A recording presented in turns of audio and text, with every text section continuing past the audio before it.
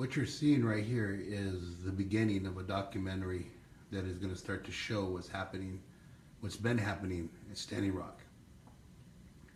This documentary started a while back, and it's going to continue to document the events that are happening after Standing Rock, after this camp is gone, after the people have moved. And we're going to continue to follow and document what's happening to our water protectors. I think it's important to educate yourself about the indigenous people, the Paiute, Shoshone, and Washoe, Oklahoma, the Trail of Tears, Tecumseh, Sitting Bull. Your contribution will be when you start to see us fighting for the land, you'll understand why. Even if it's for clean water, as you see. Because for us, we're connected to the earth, and that's why we protect the earth where we're at. We protect our food source, our water, our medicines, for future generations. When you're disconnected, like Dakota Access Pipeline is disconnected, they can desecrate the land with no consequence in their mind, but there's that spiritual consequence, that emptiness that they have. That's the consequence, and that's the result.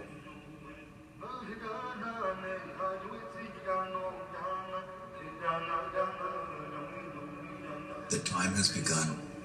We are regaining our identity, our spiritual and cultural foundation, learning from the heritage, which is the land, water, and air, uniting as indigenous people and empowering each other worldwide, one tribe at a time.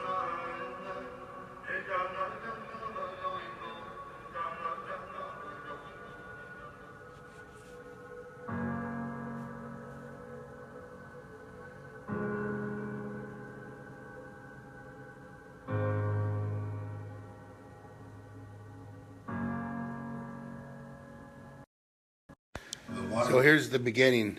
Here's the beginning of this documentary that's going to continue to go.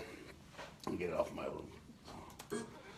And thank all our editors out there that are working, all our people out there that are working continually. We're going to continue to share our story and continue to push hard and share our story. And we need you guys to share the story out there that this isn't over.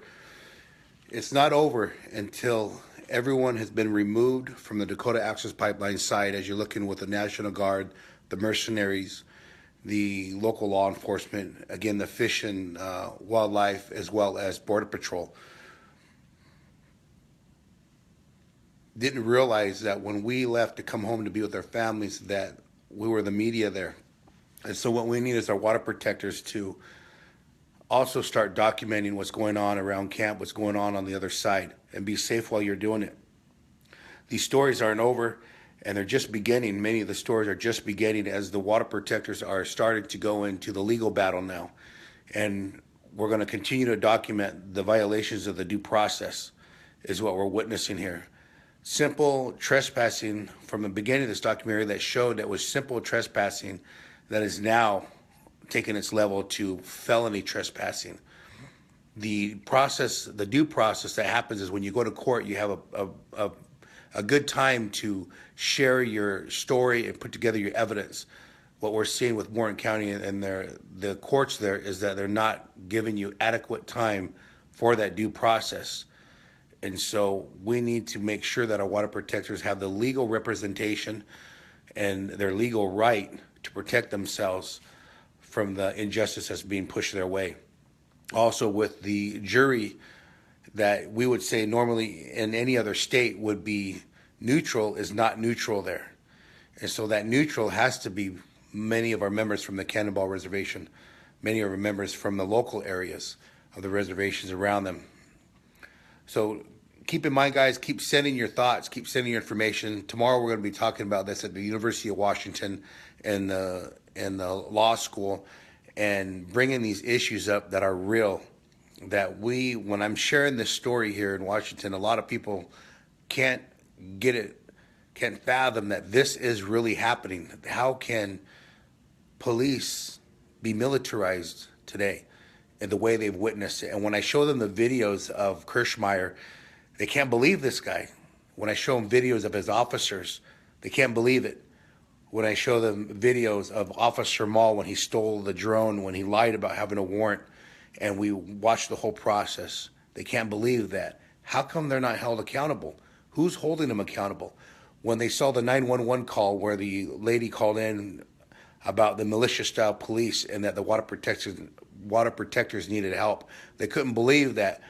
Even as officers were showing this, that they could not believe that the Morton County Police Department did not have ambulances there, did not have any way of medical support for the damage that they were doing to people, innocent people. So these are the First Amendment violations, the human right violations, the Geneva Convention violations. These are the things that we're seeing, the civil rights violations. So continue to share these stories with you, and I want you to empower yourselves to help us, empower us. And your time is greatly the contribution as well as your donation. That's been the most movement here, is your time, is that donation, the labor of love. So thank you guys for calling in and sharing your stories and giving us some insight and helping me along the way as I'm trying to articulate this through indigenous eyes, the legal battle that we're about to encounter. And our water protectors are going to be up there. Our water protectors are going to be coming out of that court. I encourage you guys to go support them. You can go in their court and you can listen, but you're going to see that they're going to not let you bring anything in. They're going to be very strict, and just do what you can to follow the protocols there and go and witness for yourself. But also find out how many water protectors are there in jail, water protectors that are not there, which ones go to court, and which ones got courts coming up. My court is going to be in 2 weeks. And so from there, I'm going to be able to, through Indigenous eyes, really share with you what's happening. When I first went to jail on these journalizing, been a journalist there, things have changed from that point on. Morton County was not the problem at that time. It was the Dakota Access Pipeline. Morton County has always been the distraction for the Dakota Access Pipeline, and we got to remember that. So we're going to continue to share the story and document that the land was desecrated through sacred sites by the Dakota Access Pipeline. The water is being threatened. If this pipeline breaks, cracks, leaks, which it's been documented last month that a oil pipeline did leak into the water system, into a creek there that we put up there on digital smoke signals. So the video skips. Well, it's not as bad as it used to. And we're still continuing to go straight. And yesterday we tested out the drone to show you that it was full HD. So we do know where this is happening. And we're doing everything we can to prevent a media blackout. No longer are they going to be able to give us a media blackout. Remember that time in the beginning where the videos would go, I'd be filming it for a full 40 minutes and you'd only see 15 seconds of the video. That's tampering. That's FCC violations, FAA violations with the airspace. Looking through all this footage, you can see where we're talking about there was no lights on the plane, and we're documenting that as well. So we're doing it in a good way, sharing it with a good mind, a good heart, and be as transparent as possible so it can help share the stories from both our side as well as officers' side on what not to do. Morton County is like our creation stories that we talk about, where Coyote does the things that we're not supposed to do. So that's what Morton County is doing. These are the things officers should not do. And this is going to be used as a training video. So with that, relatives, we'll say that in a good way. To all the relations, Pija Nanishtahai, good blessings. Nanishtahai Tumia, good blessings. Sending you good blessings. The Pija Numashinami Yarua Mogwe, good mind, good words, good spirit. Napija Nanish, let's see, the Pija Puni'i. I'm going to say that right up here. We're going to say that in a good way.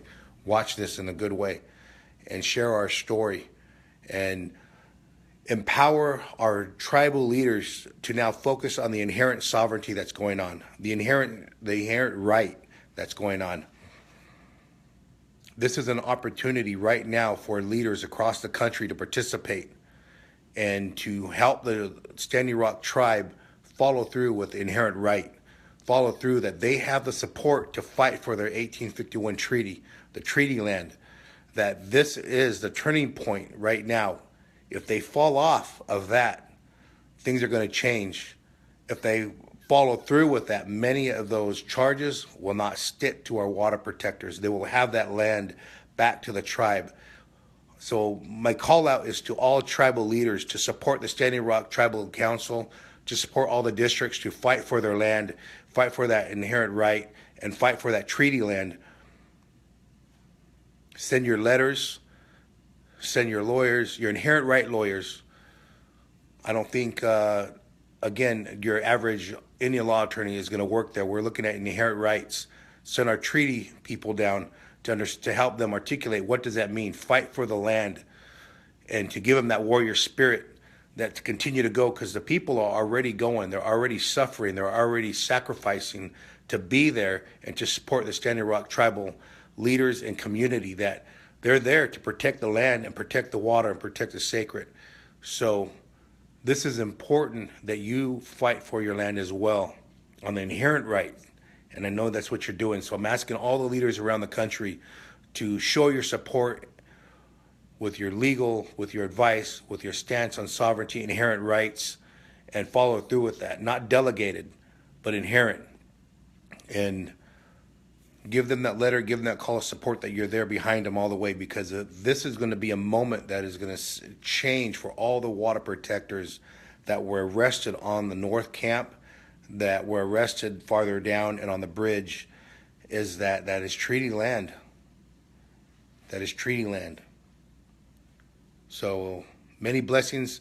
Tomorrow is going to be 1:30, and also the Wells Fargo, I believe, is at 3 to 6 down there in Seattle.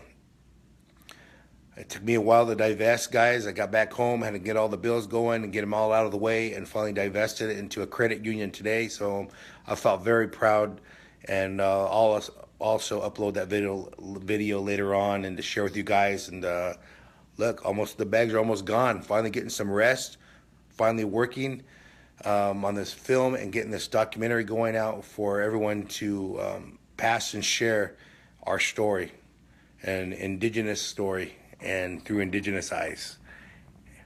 Okay, guys, so you guys are looking, I don't know too much about Dean. Is he out of jail? That's what somebody asked there. He should be. I'm not sure. Yes, it is treaty land, Karen. So as our non-native relatives, the way you want to honor us, the way you've asked, how can we honor us by learning about us. We know everything about you. We know everything about American history. It's time for you to learn about indigenous history, and we'll do what we can. So we'll say that. Continue to research. You've got Haskell Indian Nations University. You've got Native American Studies departments at universities. You have Washington is a great model for incorporating the indigenous curriculum into the high schools. And so it's mandatory, but also that you have to be ready. Find your Native professors to help bring that curriculum and that opportunity. And you know, we're in right now in the second decade of the 21st century, whereas myself, you have professors that can articulate our language, Numa Shinami Yadawa, Numa Puni'i, through indigenous eyes. And so we can share our story. We no longer need ethno-historians, which are non-native historians that are writing our history. We can write our own history. And that's why it was so important for digital smoke signals to be there to document and write and journalize our history through indigenous eyes. Because who controls the media controls the culture, and we are no longer going to let you control our culture. Aho.